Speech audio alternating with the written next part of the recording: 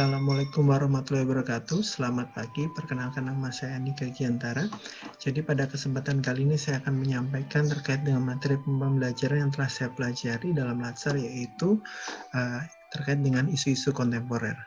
Jadi kalau misalnya perlu diketahui isu kontemporer itu sendiri, jadi sebelum mendalami isu kontemporer itu sendiri, kita perlu mengetahui terkait dengan definisi dari isu kontemporer itu. Jika kita lihat, isu kontemporer itu memiliki definisi apa? Isu kontemporer itu memiliki definisi adalah permasalahan yang dikedepankan atau topik hangat yang diperdebatkan saat ini.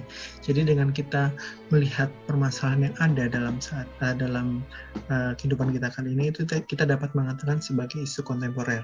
Nah, dalam menghadapi isu kontemporer yang ada, maka diperlukan pengembangan skill yang kita butuhkan, yaitu kita perlu melihat, kita harus memiliki skill-skill berikut. Yang pertama adalah critical thinking, people management, creativity, emotional intelligence, complex problem solving, judgment and decision making, coordinating with others, service orientation, negotiation, and cognitive flexibility. Jadi seperti apa yang dimaksud dengan skill ini di dalam menghadapi isu kontemporer? Jadi kita harus dapat berpikir kritis dulu terkait dengan permasalahan yang ada itu sebenarnya permasalahan apa. Kemudian apabila kita memiliki tim, maka kita tidak perlu melakukan manajerial terhadap tim kita. Nah, di sisi lain kita perlu berpikir secara kreatif. Dan di sana kita perlu berpikir tidak mengedepankan emosi dalam menyelesaikan suatu permasalahan. Jadi kita harus menganalisis dulu terkait permasalahan yang ada sehingga diperolehkan sebab permasalahan tersebut. Kemudian dari sana maka kita dapat menyelesaikan suatu permasalahan dengan menentukan penilaian kita serta menentukan suatu keputusan. Nah, dari sana kita perlu berkoordinasi dengan orang lain supaya dapat menjalani keputusan tersebut. Di sisi lain kita harus dapat melayani stakeholder kita, sehingga di sana kita dapat melakukan negosiasi terkait dengan hasil penerapan analisis yang sudah kita buat. Nah, dari sini maka kita mulai bisa melihat sebenarnya bagaimana cara penyelesaian suatu permasalahan. Nah, di dalam mata diklat ini ada 3 topik yang dibahas. Yang pertama adalah revolusi industri 4.0 yang mengubah sendi kehidupan. Yang kedua adalah kejahatan dunia digital dan terorisme serta paham radikalisme. Yang ketiga adalah ancaman penyalahgunaan narkotika.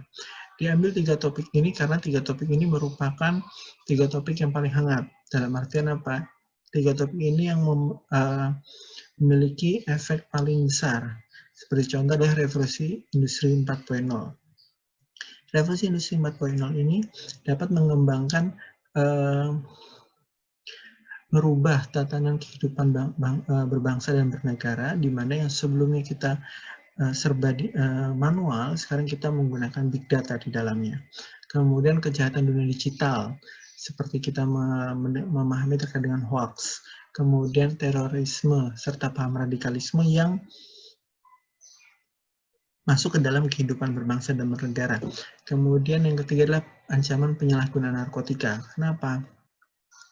Narkotika di satu sisi itu sebenarnya dapat membantu dalam sisi kedokteran, tetapi tidak sedikit orang yang menyalahgunakan narkotika sebagai cara untuk melampiaskan stres yang dia alami, seperti itu.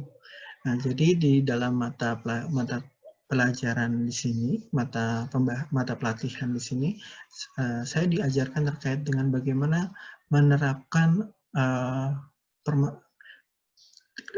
skill yang tadi itu untuk menyelesaikan permasalahan. Jadi dari 3 topik ini diminta untuk memilih salah satu topik, di mana nanti mulai diajarkan bagaimana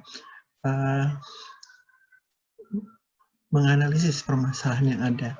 Jadi saya dituntut untuk berpikir kritis bagaimana menyelesaikan suatu permasalahan, mulai merunut permasalahannya itu apa saja sehingga dapat diperoleh sebab permasalahan tersebut. Nah, dari sana baru dapat dilakukan pemilihan atau pencarian solusi terkait dengan permasalahan yang ada. Oke, mungkin itu saja yang dapat saya sampaikan. Terima kasih. Akhir kata, wassalamualaikum warahmatullahi wabarakatuh.